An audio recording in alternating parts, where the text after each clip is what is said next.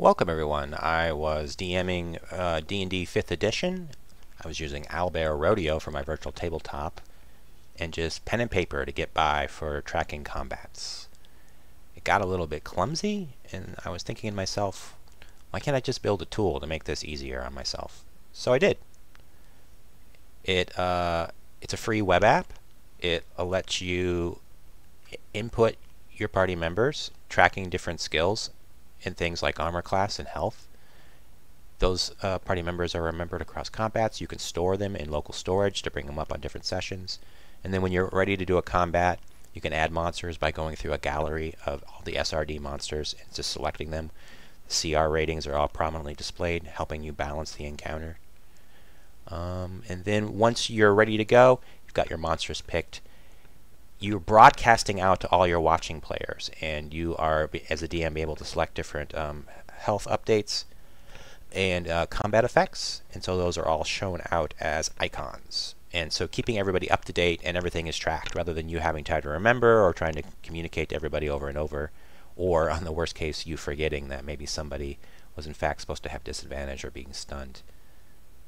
So the tool is so far gone through several updates of making improvements. I am actively using it for both of my campaigns. I feel like it's getting better, and maybe it's something that could help you too. So there's no sign up, there's no commitment, it's totally free.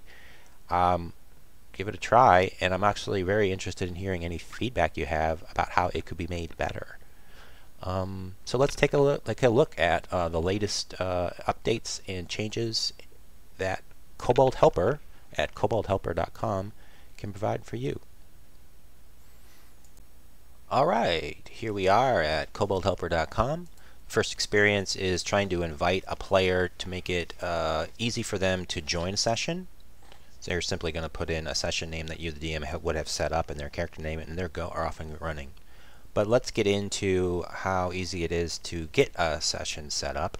So we're simply going to click into set up a combat or encounter for players. That's the DM. I'm going to go into this DM mode where I now have new options to set things up. First thing I'm obviously going to want to do is get my party members added. I'm going to go ahead and punch in Alina. I could start Alina wounded if I wanted to, but initiative mod is important because it's automatically going to be rolling initiative for you. Some items give you advantage, so the tool can take care of that when it automatically rolls. We've got some skills that are common skills that a DM might want to roll behind the screen, so that's why we're tracking this bonus here, so I don't have to keep asking my players. Exhaustion level is something that you can easily forget. Armor class obviously is very important. You don't want to have to keep asking, oh yeah, what was your armor class again, over and over and over. Point is that so I would punch in all my party members, and I have Alina, and so it's very quick and easy for me if I want to do a roll behind the screen, because I don't want Alina to know she's listening at the door. If you let Alina roll and she rolls a 2, she knows she didn't hear something. So maybe I want to choose to say, I'm going to roll it for you. I know Alina's bonus. I just go. I say, Alina, you didn't hear anything behind the door. So it's sort of an unbiased roll, and if that's what you want to do as a DM, you have this option built in for you. Long rest if there's ongoing damage, because the party members are going to persist across combats. It's just a one click to get the health back up to full.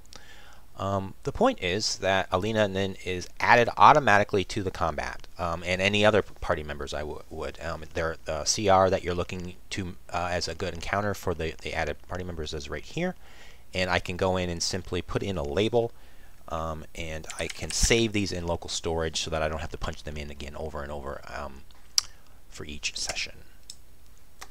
Okay, of course now we want to get some monsters going, so we have add monsters. Let's do it. So I get this nice gallery of all the SRD content. I can certainly put in any custom monster I want to, give it any name I want, but it's probably much more convenient to just go ahead and search up the SRD content. There's my orc I want to add. Automatically sets the name, rolls the health, add. I'm going to get a second orc, gives it a unique name. So you see how it's giving me a yellow. It's starting to indicate, hey, this is maybe a pretty fair encounter. But I'm going to go ahead and just keep adding orcs, and what you're going to see is it gets to a point to where it's sort of giving you a warning, hey, this is turning into a deadly encounter, you know, are you sure? And just a reminder. All right, so let's go ahead and do that. All those creatures are automatically added. So I am now just one step away from broadcasting my combat. Simply put in a session name that you want to use, hit setup, and then you can communicate to all your party members, hey, go to koboldhelper.com. We're going to sync up on party 1 as the session name. They're going to put in their character name so that you can understand if they're set up and watching. You're going to get a confirmation that the player has joined the session, the little green bar and the little checkbox, so they know they're good to go. And when I'm ready, I simply hit start. It's going to roll initiative, and off we go.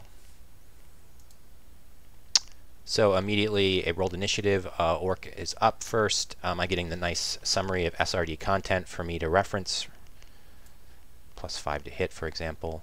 And then the players, the point is they're seeing the lineup of who the current actor is, any combat or health effects that are going on, and a reminder of who's up next. Now let's go ahead, and the real point is that as combat progresses and there's a lot of different effects going on, the tool is helping you remember these things. So let's take a look at some of the what that can do. So let's say maybe Orc 1 is dead. We get a nice icon that indicates that. Maybe Orc 2 is taking more than 50% damage. There's a lot of DMs commonly like to call that bloodied and communicate that to the players. You can choose to just not do that. If I don't want them to have any idea, you can uncheck that and it won't do it. Also 25% if like, oh, they're on their last legs. So let me show that though right now. So go ahead and put in 10 damage, apply, and you got this yellow icon which is below 50% because I chose to present that to my players as information. And by the way, this orc for some reason has advantage, so we're going to remember that. And then this orc is on its last legs.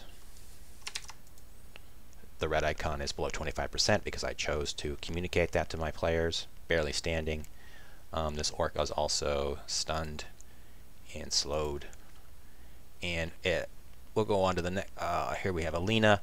Maybe Alina, poor Alina, is at 0 hit points from a massive blow, and so it's going to remind Alina that she's unconscious and needs to make death saving throws. There's the armor class for me to reference when I'm moving my attacks.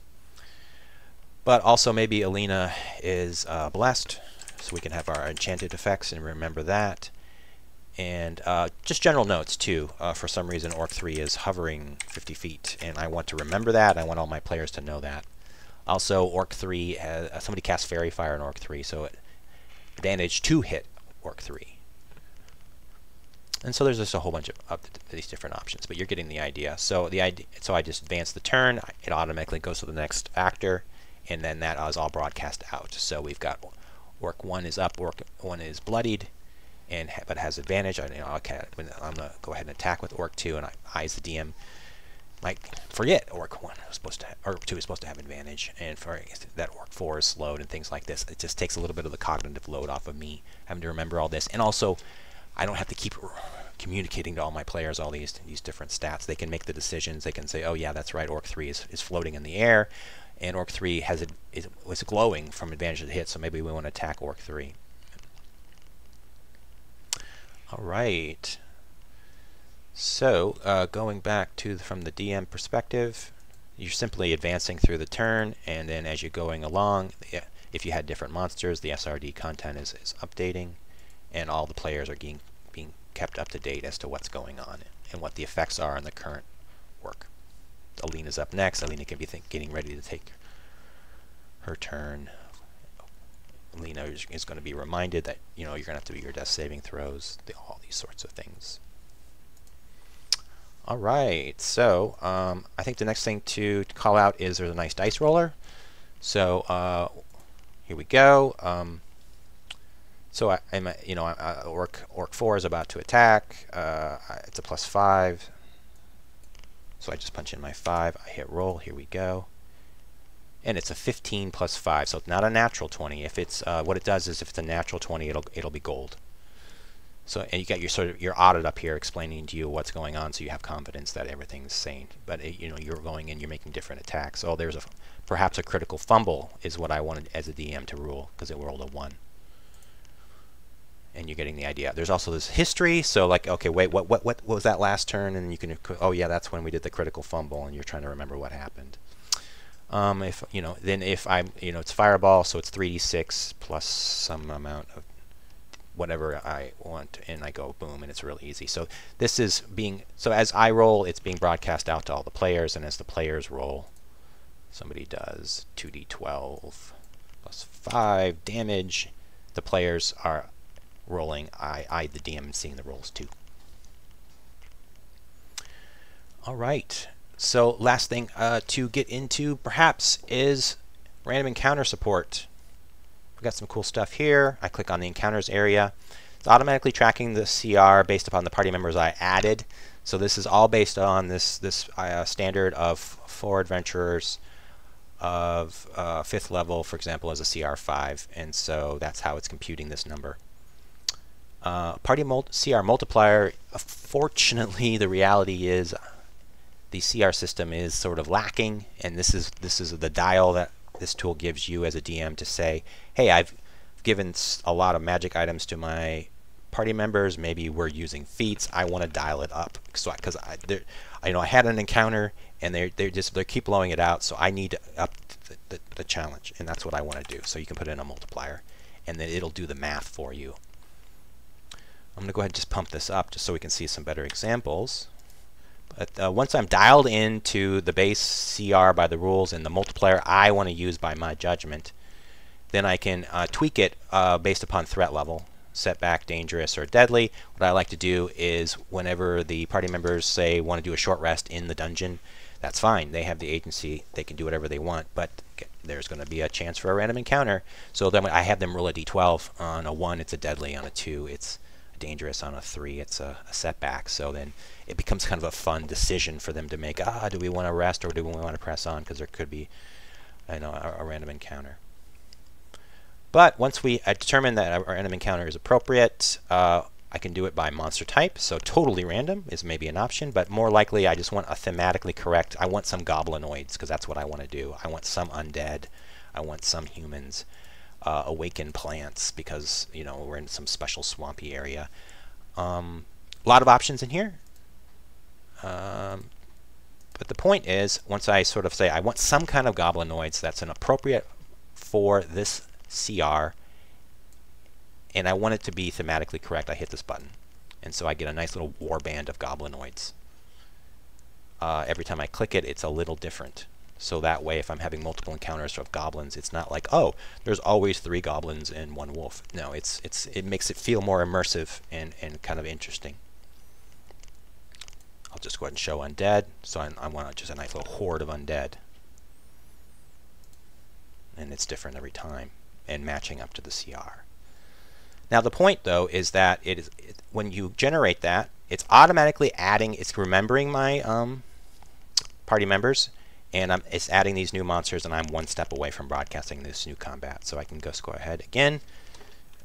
Party 1 was what I want to broadcast out to, and we're going to start the combat. And so here's your skeleton SRD content ready to go, but the players are now off and running. So now it's the skeleton random encounter. Just to mention, you can do it by terrain too. So maybe you know, the party went to the forest behind the castle. I wasn't expecting that. I'm not ready. I just need an encounter that's appropriate for my party. That's something that makes sense for the woods. So I'm just going to punch in just so we can see a good example. Here we go. So a wood elf patrol makes sense for woods. Some snakes, giant ants, awakened plants. You're getting the idea. So then we've got dungeon, caverns, underdark, mountains, and barren. Barren lands like a desert. So these are just quick ways to get something that makes sense for where I wasn't expecting the party to be.